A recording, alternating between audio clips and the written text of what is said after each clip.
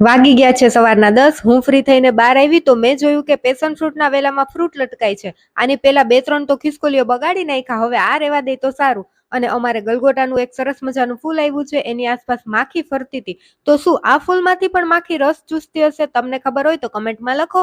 પછી મારી નજર પડી અમારા બગીચામાં. આમાં 2-3 દિવસથી કેટલી મહેનત કરીને મમ્મી અને પપ્પાએ ખડ ઉપાડ્યું છે. હવે કેટલું મસ્ત ચોખ્ખું ચોખ્ખું લાગે છે. આ બધા રીંગણીના રોપ છે, એમાં મમ્મી પાણી પીવડાવે છે. આજે બપોરનું અમારે મેનુ છે ચોરી બટેટાનું શાક, ભાત, સંભારો ને રોટલી. બપોરે હું તો જ્યાં સુવા માટે રૂમમાં આવી ત્યાં તો કામાક્ષી આ પથારો કરી દીધો સેટી ઉપર. મેં કીધું તે પથારો ભલે કર્યો પણ આ ઉપાડવાનો તો તારે જ છે. તો કે હા મમ્મી હું ઉપાડી લઈશ. પછી જોવી બધું પિંક પિંક પહેરીને તૈયાર થઈ ગઈ ને પથારો બધો એનો ઉપાડી લીધો.